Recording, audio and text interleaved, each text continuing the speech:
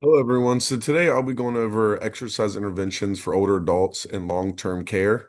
And again, this is a systematic review and a meta-analysis. So the first slide here is going to be the introduction. So the aging population is growing, and many older adults live in long-term care settings. Residents often face fertility, reduced mobility, loss of independence, increasing fall, and hospitalization risks. Physical exercise is a well-established way to counteract these declines, but research findings have been inconsistent across the settings and exercise types. So the problem with this, many LTC residents are sedentary. Facilities often lack structured exercise programs due to limited staffing space and knowledge. And then also, there's no universal agreement on the best dose or type of exercise for this population. So the study purpose. So the main objective of this study was determine whether exercise interventions improve physical function in older adults living in long-term facilities compared to the usual care.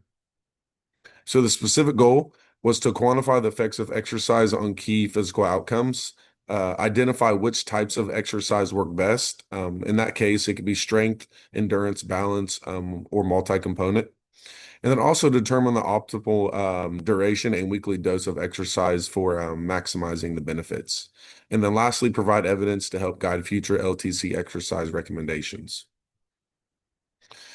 So here, this slide is the method slide. So again, this is just going to go over the flow chart, just how they included um, the certain studies for the systematic review and the meta-analysis. So again, it went over study type, search strategy, inclusion criteria, and then quality assessments. So again, kind of just going over what we just went over in the last slide. Here's a flow chart.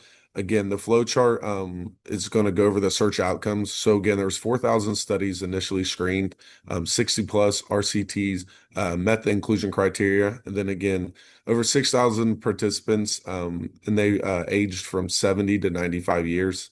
And then again, settings include nursing homes, assisted living, and then long-term care wards.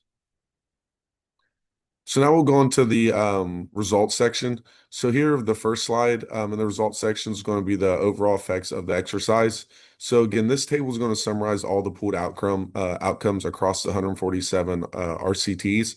And then again, exercise produced consistent improvements in nearly every functional domain, especially when it came to strength and independence. And again, these effects were seen even with moderate to moderate intensity programs. Again, this is just going to show that structured movement has a measurable impact on daily living ability in the long-term care facilities. So the next slide here is going to be effects by exercise type. So again, in this chart over here to my left, again, each dot represents the average improvement in sample size for that type of training.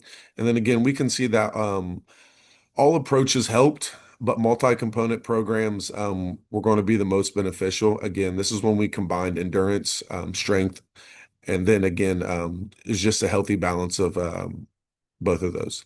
Again, this is going to show the most consistent and then general improvements across the adult population.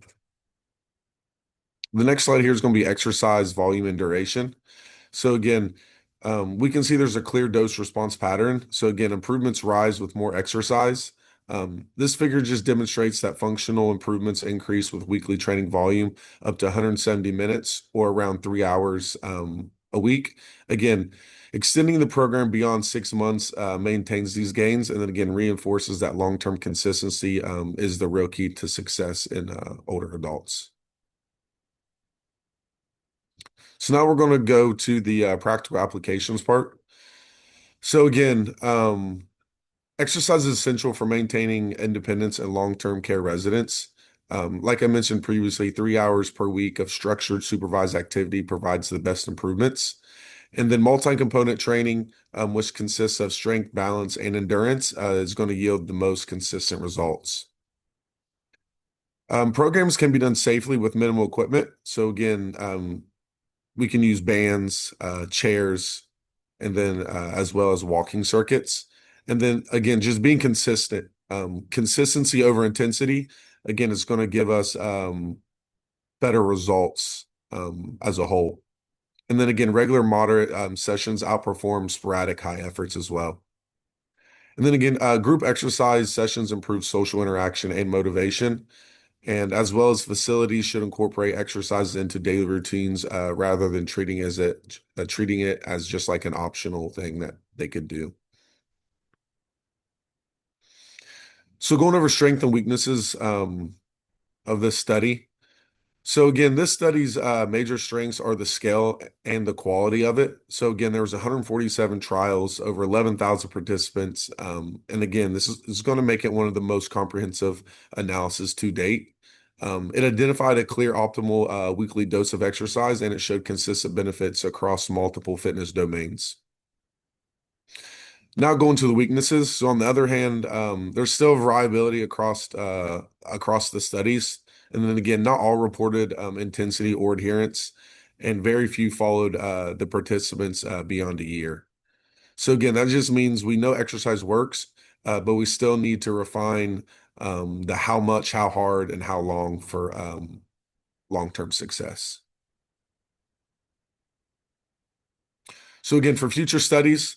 Um, Just looking ahead, I believe that research should focus on what specific factors within exercise programs make the biggest difference. Again, with things like how hard people should work, how fast to progress, and then again, how long we should train as well. Um, just kind of piggybacking on that, research needs to include longer follow-up periods to track how well gains are maintained after the program ends. Um, More work should be done in diverse populations. Again, we want to include different ethnicities, cognitive levels, and frailty statuses. Future research should explore how motivation, environment, and staff support affects adherence in long-term care.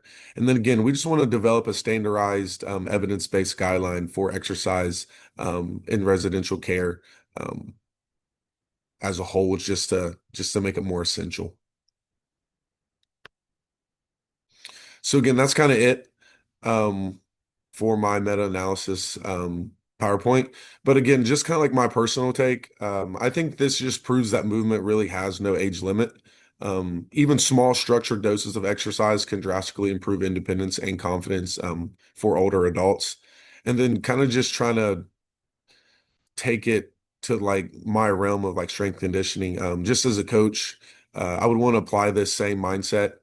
Again, focusing on programs that people can actually sustain long term, rather than just chasing short bursts, or like super high intensity, um, short outcomes. Again, this kind of evidence is just a reminder that what we do in the weight room, rehab room, or recreation setting can literally just benefit someone's longevity of life. Thank you.